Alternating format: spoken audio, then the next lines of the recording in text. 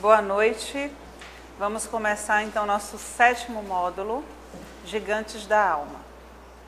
Bem, a mentora Joana de Ângeles, quando começa a fazer a abordagem dos gigantes da alma, ela vai fazer todo o seu estudo com base também no estudo de Miriam Lopes. Mas, como o próprio olhar do Espiritismo possibilita, ela vai ampliar um pouco mais essa análise, essa abordagem. Então, para começar a nossa abordagem, Joana propõe que todos nós possamos analisar, avaliar, no caso, e reflexionar quanto às necessidades de valorização. O que vem a ser a necessidade de valorização. Então, Joana, em Um Ser Consciente, no capítulo 5, ela vai colocar que os destrutivos gigantes da alma, que exteriorizam os tormentos e a imaturidade do ego, de alguma forma, refletem um fenômeno psicológico, às vezes de procedência inconsciente, noutras ocasiões habilmente estabelecido, que é a necessidade da sua valorização. Os adolescentes normalmente costumam usar esse termo, quando encontra algum amigo ou algum companheiro, e vai dizer que tem necessidade de valorização, necessidade de aparecer. Quando nós falamos com relação ao ego, e, claro, associando aos destrutivos, como Joana chama, gigantes da alma, o que nós estamos aqui observando é que aquele ego imaturo, aquele ego que na sua estrutura ainda está muito preso às questões infantis e egocêntricas, egóicas, ele ainda vai, de alguma forma, buscar uma exacerbação, o que vai provocar no indivíduo uma necessidade exagerada de chamar a atenção ou de ser o centro da atenção. Seja isso de uma forma saudável, vamos dizer, positiva, ou de uma forma negativa. Como seria uma forma positiva? Aquela pessoa que, por algum motivo, que busca um trabalho, ela vai chamar a atenção, mas isso é no momento em que ela faz algo bom para o coletivo, quando ela está fazendo algo bom para a família, mas que na intenção daquilo existe uma necessidade de ser valorizada. E de que forma negativa? Com todos os gigantes da alma. Então, quando Joana começa essa abordagem, o que nos chama a atenção é que muitas vezes por trás de atitudes valorosas vistas por nós, por atitudes também ditas positivas, pode existir ali, por detrás daquela ação, daquela atitude, um gigante atuando em nossa alma. Porque esse ego que está nesse processo de valorização excessiva, de necessidade de reconhecimento, ele vai estar o tempo todo atuando ainda no egocentrismo, o que vai nos ligar na persona, o que faz com que a sombra cada vez mais ganhe uma dimensão e faça com que aquela pessoa se torne cega diante das suas próprias atitudes. Então, quando nós pensamos, e depois do módulo de emoções e sentimentos, nós começamos também a avaliar a importância de um olhar mais profundo também naquilo que está por detrás das minhas atitudes. E quando nós falamos do ego e pensamos nessa necessidade de valorização, surge em nós uma necessidade, me repetindo, de nos perguntarmos quais são as nossas verdadeiras intenções.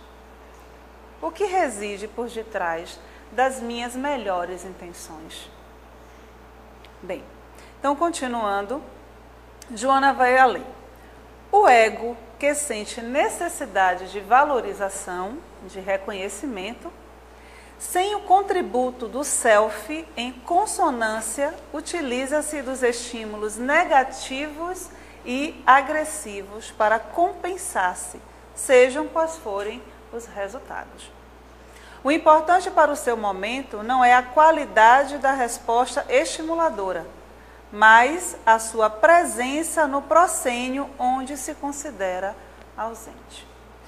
E aí, Joana vai chamando a atenção que esse ego, que ainda precisa da valorização, do reconhecimento, ele nem sempre vai estar ligado ao self, né, na sua atitude. Então, nós poderemos pensar um exemplo disso. Quantas vezes o comportamento humilde é orgulhoso? Né? Quantas vezes nós nos vestimos de uma roupa de bondade, de caridade, e o que está por detrás de todo esse movimento é um movimento egoísta, é um ato de poder, de controle.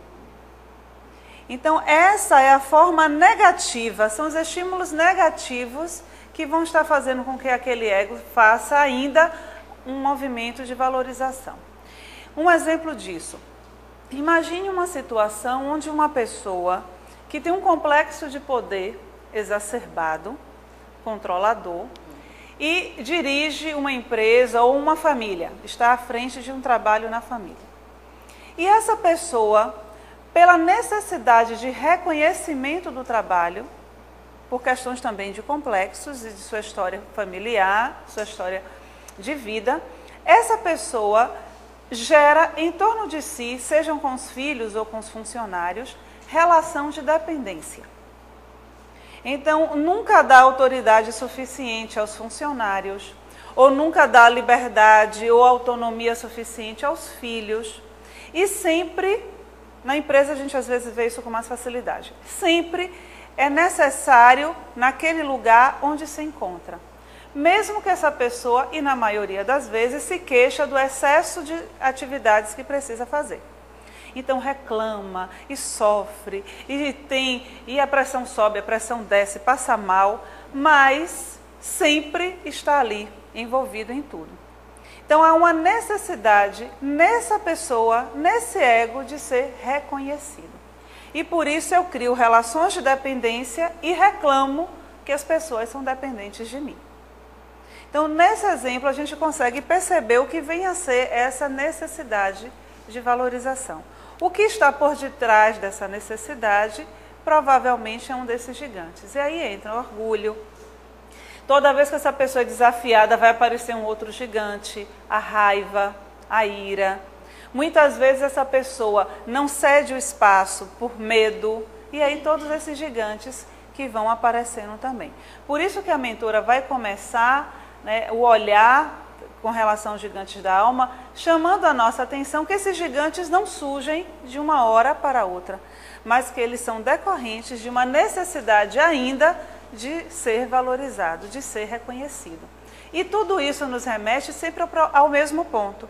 Se eu não me conheço o suficiente, se eu não reconheço em mim mesma o meu valor, eu vou estar buscando isso todo o tempo fora. Eu preciso que alguém reconheça o meu valor, seja porque o meu ato é grandioso, seja porque eu uso algo que chame a atenção, e todo o tempo eu vou estar vivendo para o externo, para um processo exterior. E aí o meu ego se exacerba, dando lugar à única manifestação que é da persona. Então Joana vai continuar no mesmo capítulo. Quando o self assoma e governa o ser, os estímulos são sempre positivos, mesmo que tenham origem negativa ou agressiva, porque exteriorizam-se o bem-estar que lhe é próprio. E aí a gente percebe uma mudança na atitude, no comportamento dessa pessoa. Quando o self em que está no comando, quando esse ego já compreende que ele não é o dono da casa, mas sim o mordomo, independente do estímulo externo que venha, a reação ou a ação disso, né, melhor dizendo, vai ser sempre positiva. Porque essa pessoa está sendo conduzida pelo self. No decorrer das nossas apresentações dos gigantes, isso vai ficando mais claro, né, como é essa troca. Porque muitas vezes nós vamos pensar como uma atitude que é originalmente negativa pode se transformar em algo positivo. Como eu posso imaginar, por exemplo, que a inveja possa se transformar em uma manifestação positiva se a inveja é, na maioria das vezes e no olhar de todos nós, negativa.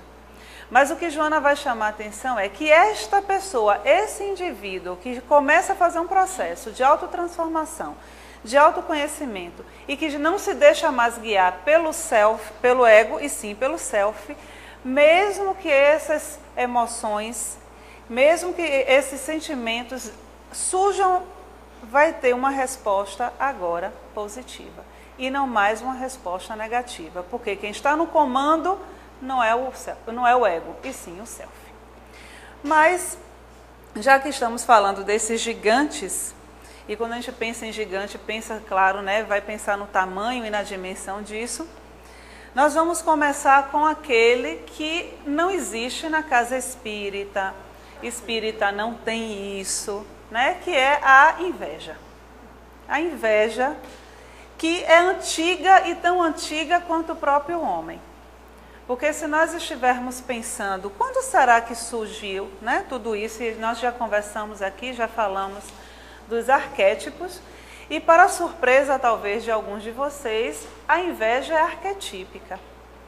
E se a inveja é arquetípica, todos nós temos uma tendência a sentir, a ter a inveja, né? Mesmo que alguém diga que não tem, e aí eu vou lembrar em Jung, que Jung vai dizer que o problema e o perigo não é ter os complexos ou ter os conteúdos sombrios, é quando nós negamos que os temos, porque aí é que eles tomam conta da nossa vida. Então é melhor todo mundo pensar na inveja, né, na minha inveja e ver o tamanho para poder cuidar dela. Mas a inveja, ela já tem uma aparição, né, em um dos livros mais antigos, podemos dizer assim, ou provavelmente o mais lido, que é na própria Bíblia Sagrada. E lá nós temos um ato de inveja, porque no mito da criação, onde Adão e Eva casam e procriam, não sei se casam, na época acho que não tinha casamento, né, mas se unem e procriam, tem 2 meninos, né? 2 filhos, Caim e Abel, e todo mundo sabe dessa história. E Caim, porque estava muito incomodado com as virtudes de Abel, porque Deus gostava mais de Abel, Eva gostava mais de... Todo mundo gostava mais de Abel, né? As 3 pessoas que existiam no paraíso e Deus. Então Caim, tomado de inveja, mata Abel. E aí a inveja já aparece como esse conteúdo extremamente negativo do ser humano, que marca o ser humano com o ato cruel do assassinato. Na própria Bíblia, continuando, também tem um outro momento de inveja, que é Lúcifer, né? Lúcifer tem inveja do amor que Deus tem pelos homens. E por conta disso ele cria uma guerra nos céus, e ele é expulso de lá, e aí vai habitar os infernos.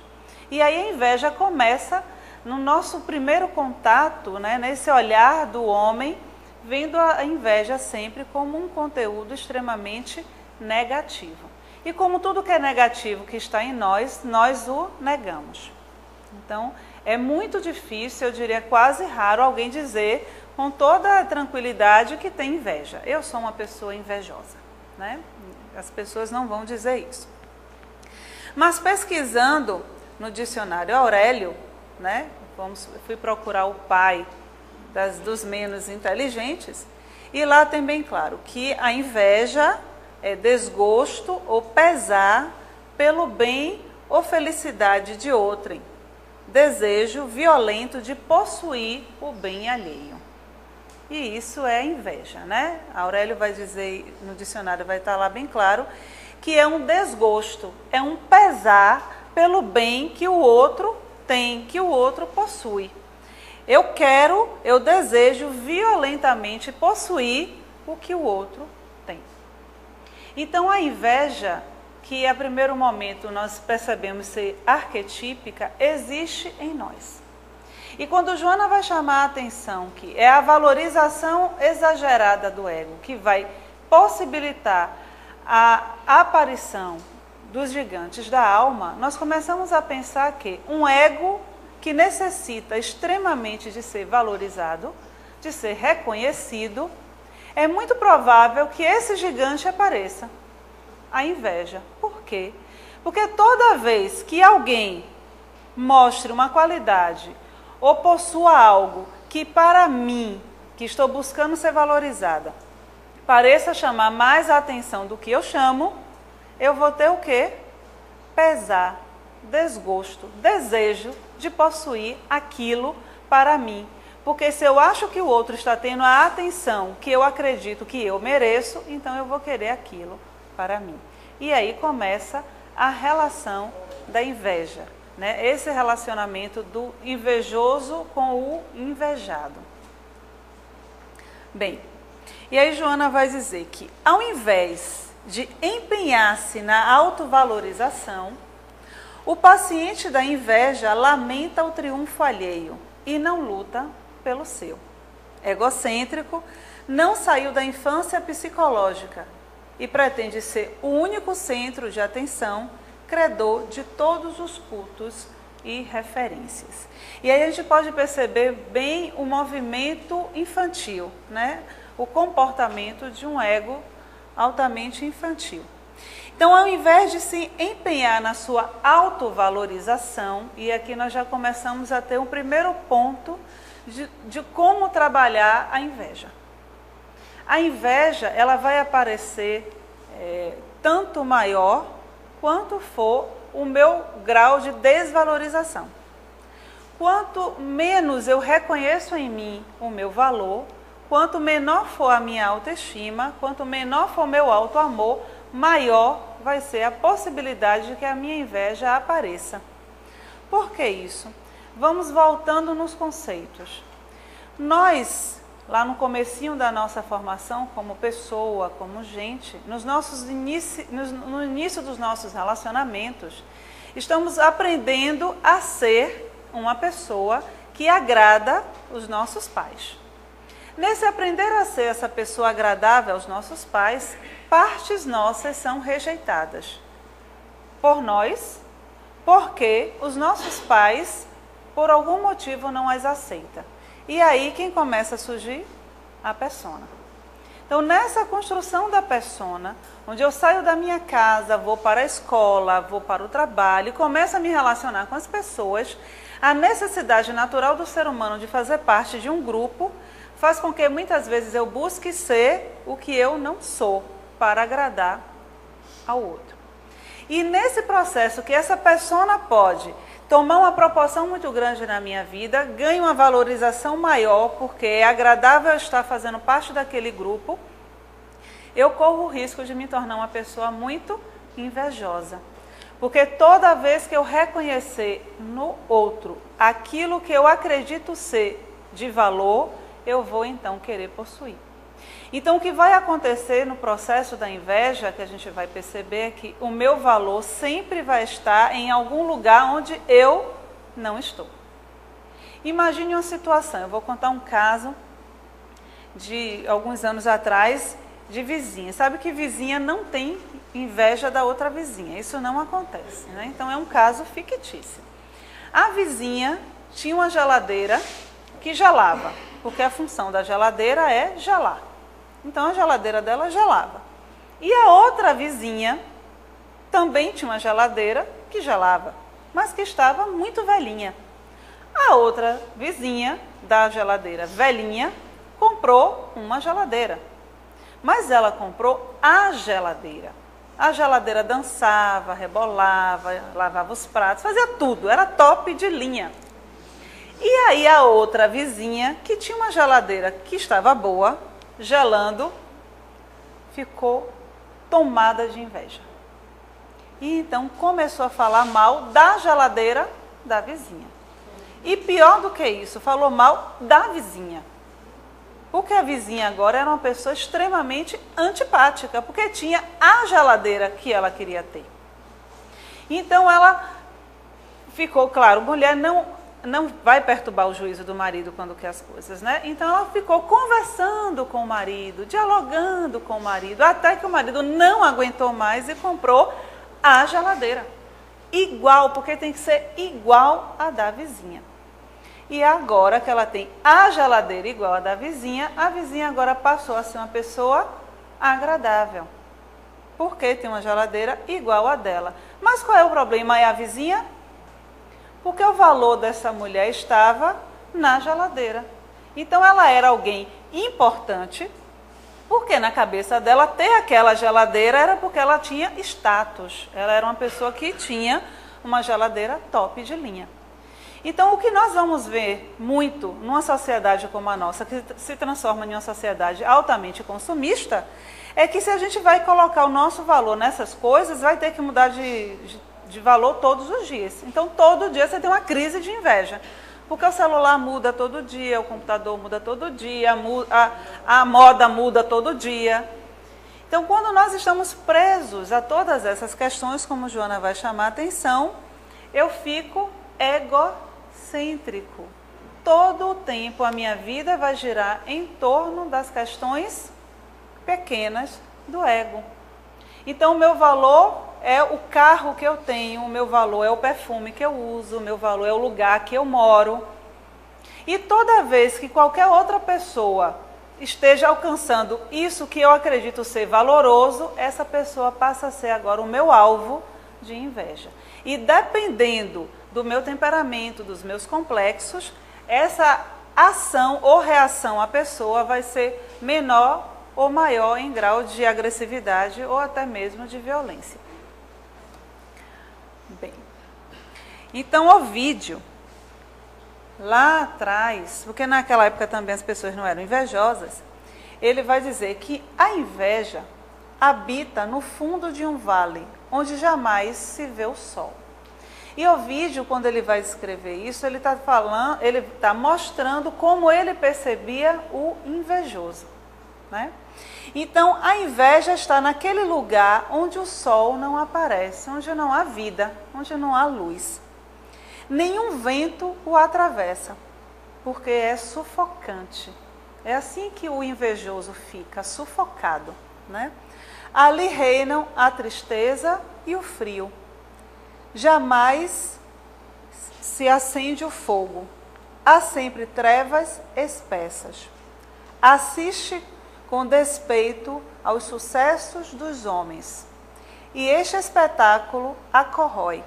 Ao dilacerar os outros, ela se dilacera a si mesma. E este é seu suplício. Quando nós pensamos na questão da inveja, e quando a pessoa se deixa tomar pela inveja, ser consumido pela inveja, todo o tempo, como Joana chamou a atenção na frase inicial, essa pessoa deixa de viver a própria vida. E a grande perda nesse momento é que a pessoa se desconecta do seu potencial criativo, do seu potencial criador, que também é um arquétipo. É como se nós pudéssemos pensar que no meio de uma imensidão de possibilidades, vamos imaginar um shopping, onde você pode chegar ali naquele lugar e pegar qualquer coisa está ali a seu dispor. Mas como eu sou invejosa, eu quero exatamente aquilo que a outra pessoa pegou. Então eu tenho milhares de opções, mas eu sofro, eu me destruo, eu vou me corroendo por dentro porque eu quero exatamente aquilo que a outra pessoa já pegou e que eu não tenho mais como pegar para mim. Então essa é a grande perda quando a gente se deixa envolver pela inveja. A gente perde a conexão com o nosso potencial de construir uma vida nova, de construir uma vida digna. Porque o que é que vai acontecendo aqui? Como eu fico presa na persona, presa nas questões do ego, eu não consigo atender ao chamado do self. Então, tudo aquilo que pode acontecer de novo, todas as intuições, tudo que vem do self, eu não consigo me conectar. E aí a vida vai passando, né, no seu rio, no seu ciclo natural, e eu desconectada não consigo completar nem realizar as questões grandiosas da vida. Bem, mas aí Joana continua. Insidiosa, a inveja é resultado da indisciplina mental e moral, que não considera a vida como patrimônio divino para todos, senão para si apenas.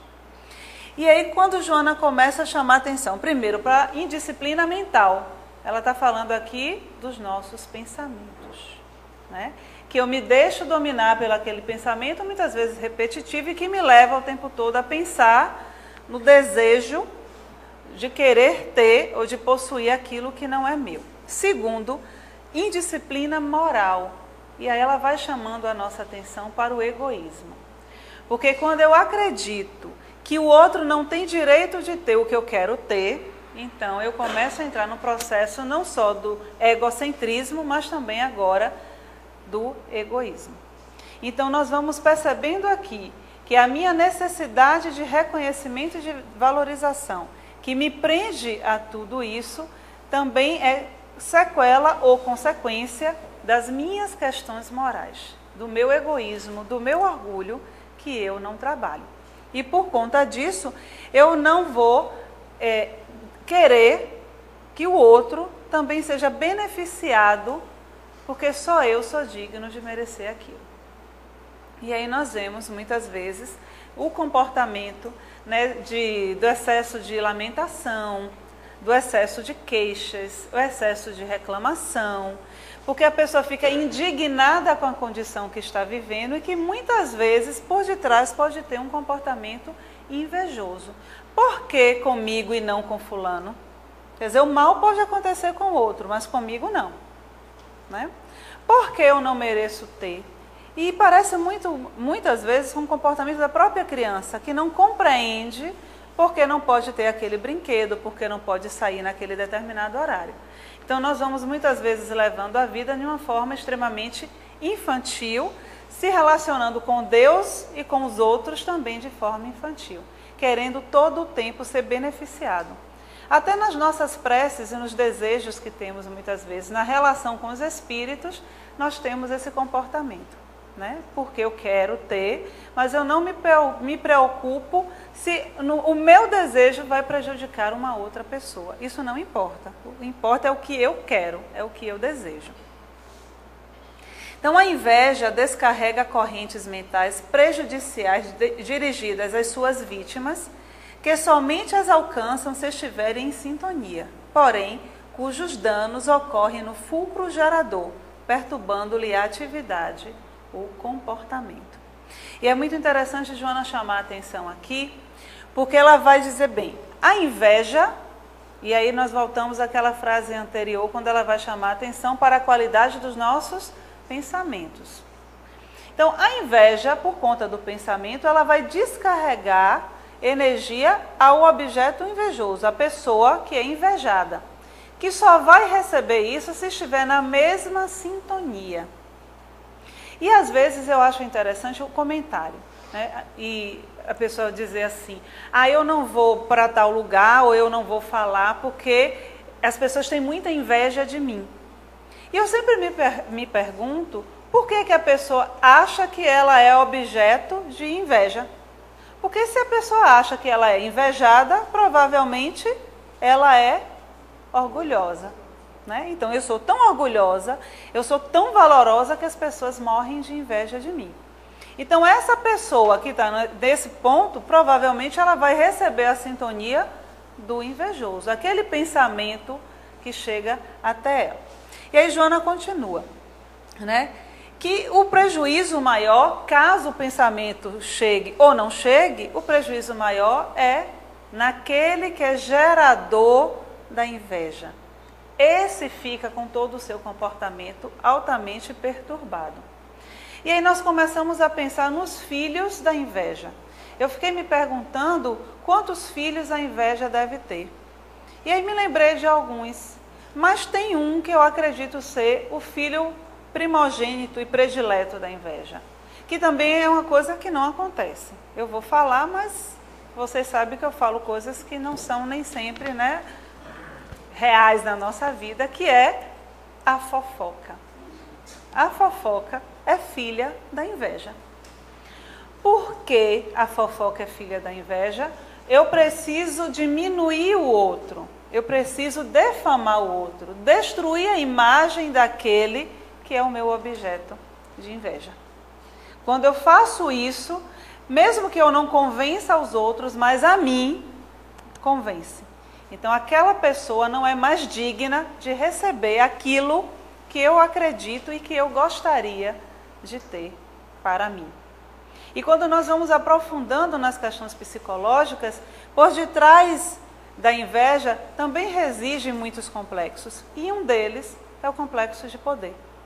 A minha necessidade de estar no poder, a minha ânsia de poder, que vai tirar de mim a capacidade de perceber o valor do outro. Por isso Jung chamava a nossa atenção que quando há ânsia de poder, ali não reside o amor. Porque o amor é esse sentimento que favorece, que possibilita que eu possa olhar para o outro e reconhecer nele todos os seus valores. O que não quer dizer que reconhecer o valor do outro tira ou diminui o meu valor. Porque o valor é pessoal. Né? Então, aí a gente volta para a questão da necessidade de se conhecer. Se eu de fato busco me conhecer, se eu de fato percebo a pessoa que sou e busco os meus valores, eu não preciso tirar, entre aspas, o valor do outro para poder me sentir mais confortável, para me sentir melhor. Então, Joana vai sugerir a terapia da inveja. A terapia para a inveja consiste, inicialmente, na cuidadosa reflexão do eu profundo em torno da sua destinação grandiosa. Perceber-se filho de Deus. Né? A partir do momento em que eu me conecto de novo com Deus, e aí nós voltamos para aquela primeira frase, quando eu me conecto com o self, eu percebo e reconheço automaticamente o valor que tenho já por ser filho de Deus. Né? Bem, no futuro, avaliando os recursos de que dispõe e considerando que a sua realidade é única, individual, não podendo ser medida nem comparada com outras em razão do processo de evolução de cada um. Né? Então, um ponto de cura, de tratamento, vamos usar melhor a palavra, para a inveja é perceber que cada um de nós somos uma individualidade e que não temos como nos comparar ao outro. Uma das coisas que causa a inveja é já na infância, quando as crianças são comparadas. Né? Fulaninho é melhor do que você, fulaninho é mais inteligente do que você. E isso faz com que a criança sempre esteja se buscando em outro lugar, né? Sempre se comparando. Então, Joana vai chamar a atenção para que você perceba que, como filho de Deus, você está destinado à perfeição.